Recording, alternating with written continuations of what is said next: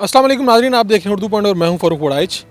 मेरे साथ मौजूद है मारूफ एंकर असदुल्ला ख़ान साहब। सीनियर जर्नलिस्ट अरशद शरीफ साहब के जो अफसोसनाक वाक़या होता है और उसके बाद फिर जो इंकशाफात होते हैं तहलका खेज़ के, उनके ऊपर इस तरह से तशद्दुद होता है, तो ये बताएं कि इसको आप किस तरह से देखते हैं?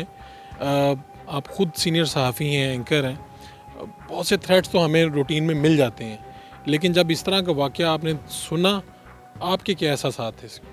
देखिए फ़ारूक साहब, ये तो अरशद शरीफ साहब की मौत की ख़बर ही ऐसी ख़बर है कि जिसके बारे में आप स्पीचलेस हो जाते हैं। आप क्या बात करें कि ये अपने अंदर ही एक इतना बहीमाना फ़ेल है। लेकिन उस पर फिर ये कि इस तरह का तशद्दुद के नाख़ून खींचे गए हों और बाकी चीज़ें। देखें, अब ये जब हमारे सामने आ गई है बात कि अरशद शरीफ साहब को कत्ल करने से पहले उन पर तशद्दुद किया गया, तो अब बहुत सारे सवालात इस मौके पर जन्म लेते हैं। एक सबसे पहली बात तो ये है कि देखें, जब किसी पर तशद्दुद किया जाता है मारने से पहले, ये मारना ना, आपने आवाज़ खामोश करानी है तो आप सर में गोली मारेंगे, वो 2 मिनट में मर जाएगा। लेकिन आप जब तशद्दुद करते हैं, 2 ही वजूहात हो सकती हैं। या आपको कोई ज़ाती रंज या गुस्सा है जिसको आप सेटल करना चाहते हैं अपनी रूह की तस्कीन के लिए, या फिर आप उससे कुछ उगलवाना चाहते हैं और वो चूँकि नहीं उगल रहा होता तो फिर आप उस पर तशद्दुद करते हैं, और जब उगलवा लेते हैं या नहीं उगलवा पाते फिर अल्टीमेटली आप उसको मार देते हैं।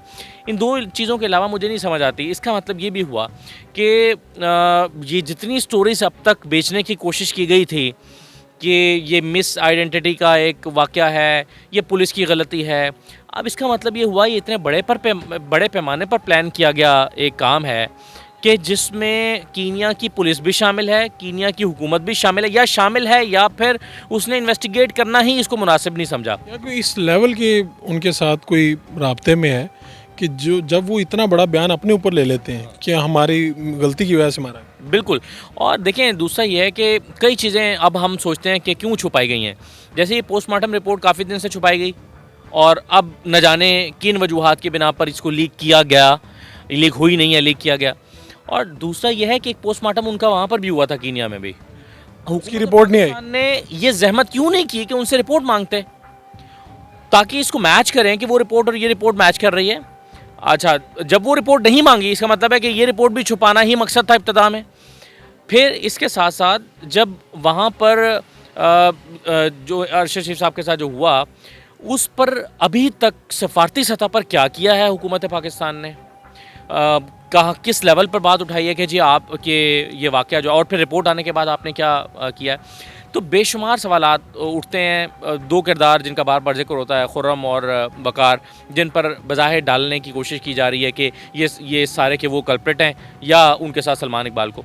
लेकिन सवाल ये पैदा होता है कि उन लोगों की अगर कोई अरशद शरीफ के साथ कोई झगड़ा भी हुआ होगा, तो ज़्यादा से ज़्यादा कभी फिर वो ये कर सकते हैं ना कि वो मार सकते थे अरशद शरीफ को।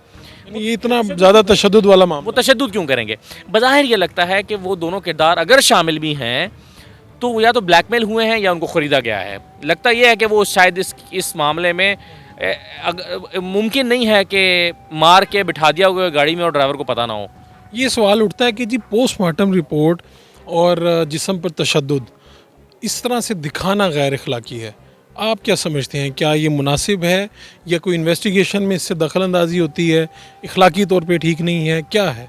देखिए, इस लिहाज से तो ज़रूर इसमें है कि जो जिस तकलीफ़ से वालदा गुज़री होंगी इन तस्वीरों को देखने के बाद। देखें, आपके हमारे बच्चों को अगर उँगली पे चोट लग जाए ना, तो आपके दिल में ख़ुद को दर्द महसूस होता है। यहाँ तक कि अगर आपका बच्चा फ्लू से या बुखार से कराह रहा है या उसको ठीक से नींद नहीं आ रही, तो बतौर वालिदैन आपको तकलीफ़ महसूस होती है अपने बच्चे की। तो आप सोचिए कि इन तस्वीरों को देखकर मज़ीद उनकी वालिदा पर, फैमिली पर क्या गुज़री होगी। और ये मुनासिब नहीं था इस तरह से टीवी पे। मेरा ख़्याल है ये मुनासिब तो नहीं था। लेकिन इसमें दूसरा पहलू ये है कि हक़ाइक़ को मंज़र आम पर लाना भी तो ज़रूरी है। देखें, बहुत सारे सवालात, बहुत सारी कड़ियाँ अब मिल रही हैं साथ। बात को इसलिए छुपा दिया जाए कि इससे किसी को तकलीफ होगी, तो अगर लार्जर उसमें देखा जाए। देखें, या तो हमारा इंसाफ का निज़ाम इस तरह का हो कि बग़ैर ये चीज़ें लाए लोगों को पता हो कि भाई ये मामला इंसाफ को पहुंच जाएगा। वहाँ पर क्या देखा इस्लामाबाद में जब अरशद शरीफ साहब की मैयत लाई गई, वहाँ पर क्या सिचुएशन थी सहाफ़ियों के अंदर, लोगों के अंदर, आम लोगों में? देखें, अरशद शरीफ साहब का मैं ताबूत देख सका, मैं सिर्फ उनको एम्बुलेंस में रखा हुआ देख सका। जब जनाजे में गया था तो उनको उतना से देख सका, या कब्र में उतरते हुए जो देखा मैं, जिन 4-5 जगहों पर मैं मौजूद था, हॉस्पिटल में, कब्रिस्तान में, जनाजगाह में। लेकिन जाहिर है हम वो चेहरा, मैं तो चेहरा नहीं देख सका उनका। मैं जब उनके घर के बाहर खड़ा होता था तो मैं देखता था कि बहुत सारे लोग आते हैं जिनका शरीफ से कोई बराह रास्त ताल्लुक़ नहीं है। हमारी तो फिर चंद मुलाकातें रही हैं ना, कोई मतलब हमारी कई नशस्तें रही हैं, आप उनको काउंट कर भी सकते हैं या नहीं भी।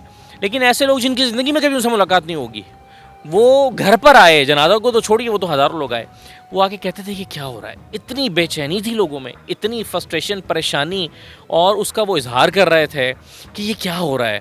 और अब तो देखिए ये रिपोर्ट आने के बाद तो लोगों के अंदर गमो गुस्सा भी है किसी हद तक, ऐसे लोगों से जिन्होंने जो इसके पीछे रहे होंगे, हमें नहीं मालूम कौन है, उनके ख़िलाफ़ एक नफ़रत भी है, बद्दुआएँ भी हैं। आप जब इसी फील्ड में काम कर रहे हो और इस तरह की खबर आती है तो आपके अहले खाना का क्या इसके ऊपर रिएक्शन होता है ना, एक मुख्तलिफ़ किस्म का?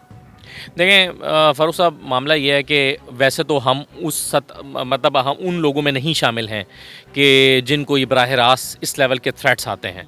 अरशद शरीफ को हैं, शायद इमरान रियाज़ को हैं, कुछ 2-4 लोगों को जो मुल्क छोड़ गए उनको भी होंगे। लेकिन हमें उस तरह से कोई थ्रेट नहीं है। हमें ज़्यादा से ज़्यादा बाज़ दफ़ा एतराज़ात होते हैं, ये क्यों कह दिया, ये क्यों लिख दिया, ये ट्वीट क्यों कर दी। और हम जो है उस तरह के सींग नहीं फंसाते, सीधी सी बात है। हम उस पर कॉम्प्रोमाइज़ करते हैं। जैसे अब सुहेल बड़ाई साहब से सवाल किया था एक दफ़ा कि आपने वो टाइटल किताब का क्यों चेंज कर लिया, तो उन्होंने जवाब दिया कि बाज़ दफ़ा मैं अपने वालिद के कहने पर भी अपना हेयर स्टाइल चेंज कर लेता था। मैं किसी बड़े के समझाने पर भी मैं कोई बात मान लिया करता था, हालांकि मैं वो नहीं करना चाहता था।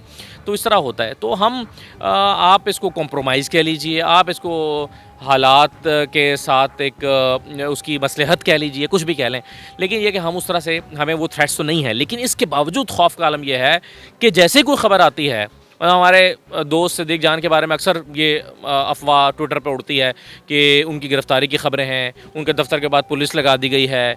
तो जैसे ही होता है तो मेरी फ़ैमिली और सिद्दीक जान की फ़ैमिली आपस में राब्ते में रहती हैं। जब इस तरह की चीज़ें होती हैं तो वो मुझ पर भी वो आता है कि जी आप भी एहतियात करें। तो मैं हालांकि समझाता हूँ कि नहीं, मुझे इस तरह का कोई परेशानी नहीं है, या वो बहरहाल एक परेशानी फैमिली के अंदर मौजूद है।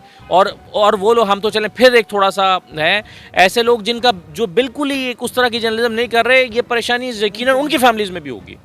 आपका बहुत बहुत शुक्रिया जनाब।